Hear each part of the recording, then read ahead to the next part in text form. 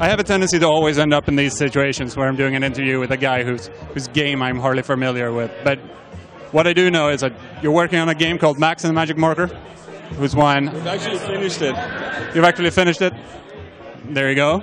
And I know you won several awards, but we'll come back to that.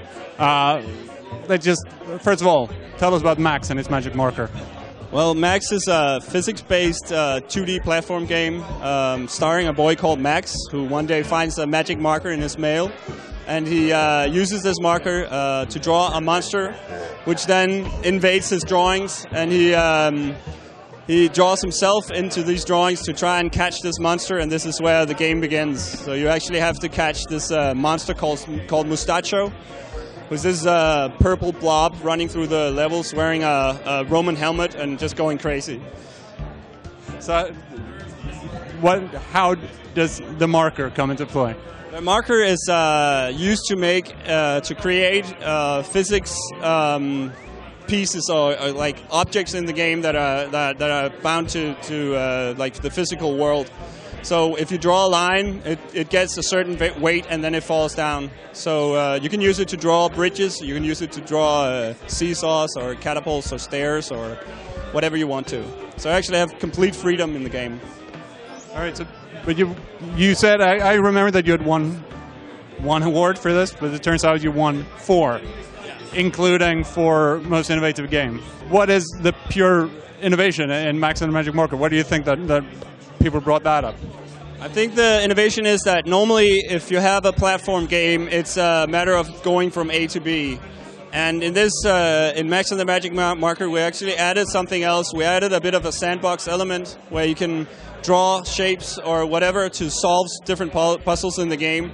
So you actually have, I mean, an unlimited amount of solutions to the puzzles that are in the game. So I think that's the most innovative thing about it.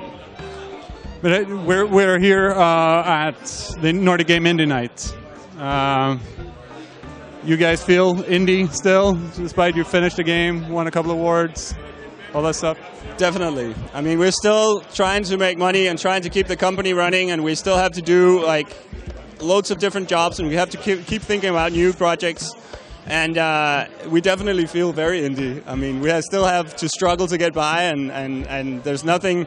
We haven't gotten rich and famous from making Max and the Magic Marker. So yeah, we're definitely indie. How big's the company? We're currently 8 people full time, and then we have two students with us. So 10 people all in all. Because looking at the projects that are here, that we're talking about 8 people. That's a pretty huge company for these projects. Yeah. You're probably the biggest company here. Where did you start? Did you start out like this, or were you those 8 people from the beginning? No, it started out, actually 3 guys. I wasn't one of them, but there were 3 guys studying together, Ole, Rune and Mikkel, and they started the company just after graduating from university. And then I got employed shortly after, and a few other people, and we just slowly grew from 4 or 5 people to 10. We've been 13 people at some point.